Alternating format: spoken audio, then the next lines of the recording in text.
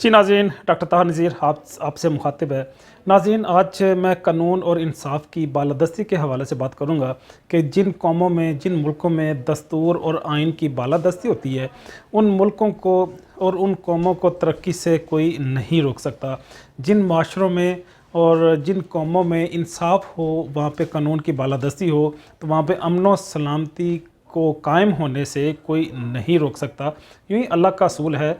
और हम देखते हैं कि पूरी कायनात में एक तवाज़न है। अल्लाह पाक ने कहीं पे भी कोई जोल नहीं छोड़ा।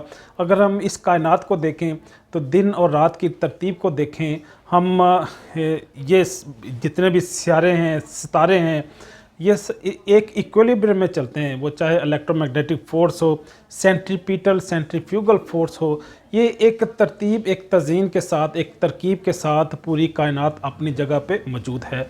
अगर हम इंसान की अपनी तख्लीक देखें तो हम आसान तकवीम हैं, हम अशरफुल मखलूक़ात हैं। हम इस दुनिया के चेहरे पे या इस कुर्रा अर्ज़ पे बेहतरीन मखलूक हैं। अल्लाह ने हमें बेहतरीन अंदाज में पैदा किया, जिसको अल्लामा इकबाल ने कहा कि मत सहल इसे जानो, फिरता है फलक बरसों, तब खाक के पर्दे से इंसान निकलता है। तो जो कहने वाली बात ये है वो ये है कि अल्लाह पाक ने इंसान को बेहतरीन अंदाज में पैदा किया, अशरफुल मखलूक़ात बनाया, आसान तकवीम में पैदा किया। मेडिकल साइंस इसी इंसानी आर्गन्स या इंसानी सिस्टम को जो इसको फिजियोलॉजिकल सिस्टम या कह लें या मेडिकल सिस्टम कह लें, इसको मुख्तलिफ़ डिसिप्लिन में, मुख्तलिफ़ शोबाजात में या डिपार्टमेंट्स में भी इन्हीं बुनियादों पे डिवाइड करते हैं, ताकि हम मुख्तलिफ़ डिज़ीज़ के डायग्नोसिस करके उनकी ट्रीटमेंट कर सकें। हम देखते हैं कि न्यूरोलॉजी डिपार्टमेंट होता है, फिर गैस्ट्रोएंटरोलॉजी है, फिर अनाटमी है, पैथोलॉजी है। डिफरेंट जो डिसिप्लिन है वो इंसानी अज़ा या इंसानी पार्ट्स के वाले से भी बड़े बड़े शोबाजात बन गए हैं। तो ये इन शोबाजात के अंदर जब आप जाते हैं तो अल्लाह की कुदरत, अल्लाह की तख्लीक पे आप बड़े हैरान होते हैं। इवन जेनेटिक इंजीनियरिंग में चले जाएँ, माइक्रोबायोलॉजी में चले जाएँ, इम्यूनोलॉजी में चले जाएँ, आपको नई से नई चीज़ें रोज़मर्रा ज़िंदगी में और रोज़ से रोज़ साइंसदान जो इसको डिस्कवर करते हैं। जितना बड़ा साइंसदान होगा, मैंने तो ये देखा है, मैं खुद क्योंकि साइंटिस्ट हूँ, उतना ही अल्लाह की ज़ात को कबूल करता है, उतना ही वो मुवाहद होता है। हम इस बात को हमें मानना पड़ता है कि ये ऑटोमेटिकली नहीं हुआ, ये खुद ब खुद से नहीं बना। इस इंसान को, दुनिया के क्रिएचर्स को बनाने वाली कोई ना कुछ सुपर पावर है। तो हमें पता है कि वो अल्लाह पाक की ज़ात है जिसने इंसान की बेहतरीन अंदाज में तख्लीक की। तो इसी कानून और इंसाफ की बालादस्ती जिस कौम में आ जाए, उन्हें कामयाबी से कोई भी नहीं रोक सकता। वो कामयाब होके रहती है, उनकी ज़िंदगी में खूबसूरती आती है, अमन व सलामती आती है। और मैं समझता हूँ इसी कानून इंसाफ की बालादस्ती से अदारों को भी अपना रोल प्ले करना चाहिए, ताकि वो अपने अपने रोल को बेहतरीन अंदाज में परफॉर्म करते हुए माशरों और मुल्कों को आगे से आगे बढ़ाते चले जाएं। लेकिन अनलकीली, बदकिस्मती से मैं देखता हूं, और गुज़श्ता अगर हम पाकिस्तान की 70 साल तारीख़ भी देखें तो ये बड़ा शकील मौजू है, बड़ा मुश्किल है इस बात पे बात भी करना। लेकिन इससे बड़ी तकलीफ़ भी होती है कि जो पाकिस्तान की आर्मी है, मिलिट्री है, जो अस्करी अदारे हैं, उन्होंने कोई इंसाफ नहीं किया, उन्होंने कानून इंसाफ की बालादस्ती को अश्योर नहीं किया। उन्होंने पाकिस्तानी कौम और पाकिस्तानी मुल्क के मफादात का उस अंदाज में तहफ़्फ़ुज़ नहीं किया, या उस सतह का तहफ़्फ़ुज़ नहीं किया जिस अंदाज में लोगों की एक्सपेक्टेशन थी या उन्हें करना चाहिए था।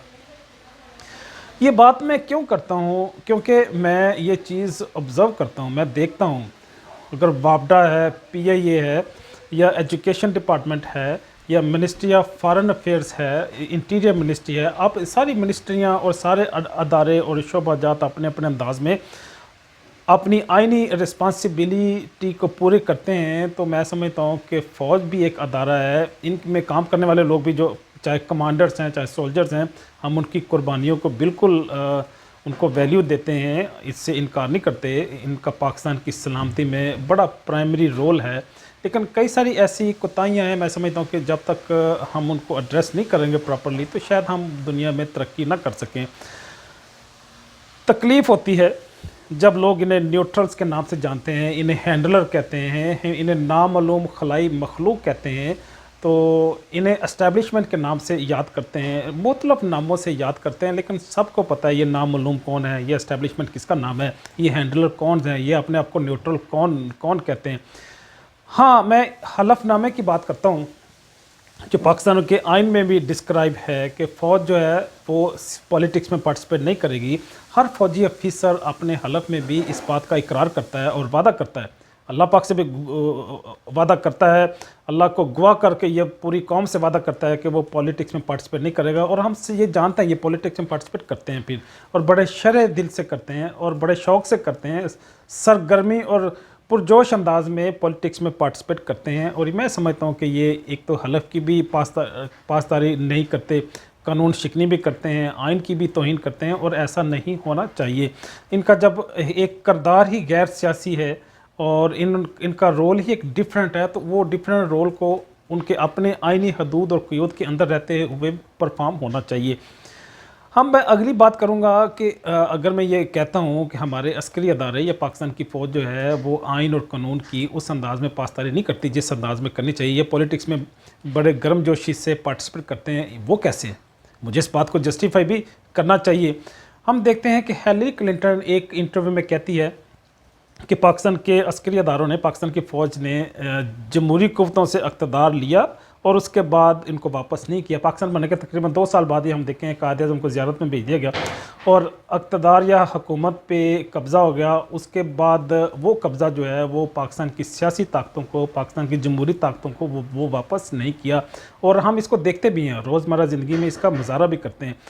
فاطمہ جناح مادر ملت، ان کی اگر ہم حالات زندگی دیکھیں تو قائد اعظم کی وفات کے بعد ان پہ حالات تنگ کر دیے گئے۔ ریڈیو پاکستان میں جب وہ قائد اعظم کا ہمارے بابائے قوم کا ذکر کرنے لگیں تو ریڈیو پاکستان میں کوئی ایرر آ گیا، ان کی اس سپیچ کے اس پارٹ کو روک دیا گیا، اور اگر اس دور کے آپ اخبارات دیکھیں وہ سرخیوں کے ساتھ ان کی تشدد کا ذکر کرتے ہیں، ان کا پوسٹ مارٹم سے بھی انکار کرتے ہیں، اور ان کا جو کیس ہے وہ عدالتوں میں بھی اس انداز میں آگے نہیں بڑھ سکا جس انداز میں بڑھنا چاہیے۔ بات کو آگے چلاتا ہوں۔ شیخ مجیب الرحمان جو پاکستان کی، میں سمجھتا ہوں کہ متحد کرنے کے والے سے اس کو ایک دوسرے ریٹھیک، شیخ مجیب الرحمان بھی جو پاکستان کو توڑنے کے خلاف تھے، اور ان کا استحقاق تھا جب انہوں نے انتخابات میں ایک اکثریت حاصل کر لی تو انہیں حکومت بنانے کا موقع بھی دینا چاہیے تھا، لیکن ان لکیلی آج بھی ہمیں یوں ہی بتایا جاتا ہے اور ہم یوں ہی سنتے ہیں کہ وہ غدار تھا، پاکستان کا دشمن تھا، لیکن حقیقت یہی ہے کہ جب اس نے ایک اکثریت حاصل کی، وہ چاہے کسی بھی صوبے کا ہو، کسی بھی قوم اور کسی بھی نسل کا ہے، تو اس کو اقتدار سونپنا چاہیے، لیکن ان کو اقتدار نہیں سونپا گیا، اور اس کے ہم نے نتائج بھی بھگتے۔ وہ نتائج کون سے ہیں؟ وہ بنگلہ دیش کی صورت میں ہم نے بھگتے، وہ وہاں پہ ہتھیار پھینکنے کے حوالے سے ہم نے دیکھا کہ آج بھی جو بنگالی لوگ ہیں وہ پاکستان کی قوم کے ساتھ، پاکستان لوگوں کے ساتھ اس طرح سے اٹیچ نہیں جس طرح سے مسلمانوں کا آپس میں ایک ریلیشن شپ ہوتا ہے۔ بات کو آگے بڑھاتے ہوئے میں پاکستان کے دستور کی بات کروں گا، آئین کی بات کروں گا۔ ہمارا آئین بھی ہمیں ایک رب کی ربوبیت سکھاتا ہے۔ اس کا جو پہلا پیج ہے، وہ پہلے پیج کا پہلا سنٹنس ہی شروع ہوتا ہے کہ اللہ تبارک تعالیٰ ہی پوری کائنات کا بلا شرکت غیر حاکم مطلق ہے۔ تو اس کا مطلب ہے ہمارا تو آئین، ہمارا دستور ہی ہمیں یہ سکھاتا ہے کہ ہم ایک اللہ کی ربوبیت کو مانتے ہیں، تو ہم کس طرح سے فوجی ڈکٹیٹرشپ کو مان سکتے ہیں۔ اگلی بات پیش کر کے آپ سے اجازت چاہوں گا۔ ہر فوجی، ہر افیسر جو پاکستان ملٹری آرمی کو جوائن کرتے ہیں وہ ایک حلف لیتے ہیں، پاکستان کے آرٹیکل 244 کے تحت وہ حلف لیتے ہیں کہ میں اپنے آپ کو کسی بھی قسم کی سیاسی سرگرمیوں میں مشغول نہیں کروں گا۔ تو گویا وہ قوم سے، ملک سے، حکومت سے، اللہ سے وعدہ کر کے آتے ہیں کہ میں سیاست میں انوالو نہیں ہوگا، لیکن وہ انوالو ہوتے ہیں۔ تو گویا فوج کا بذات خود فوج میں انوالو ہونا، اپنے آپ کو سیاسی سرگرمیوں میں ملوث کرنا، یہ انوالو کرنا، یہ نہ صرف غیر اخلاقی ہے، غیر قانونی ہے، بلکہ غیر آئینی اور غیر دستوری عمل ہے۔ تو میں اللہ سے دعا کرتا ہوں کہ اللہ پاک ہمیں آزادی عطا فرمائے، وہی آزادی، وہی انسانی حقوق جو قرآن نے ہمیں دیے ہیں، جو اللہ کے نبی نے ہمیں دیے ہیں۔ اسی پیغام کے ساتھ ڈاکٹر طاہر نذیر آپ سے اجازت چاہتا ہے. ملتے ہیں زندگی کے کسی نئے موڑ میں نئے علمی عنوان کے ساتھ. تب تک کے لیے اللہ حافظ.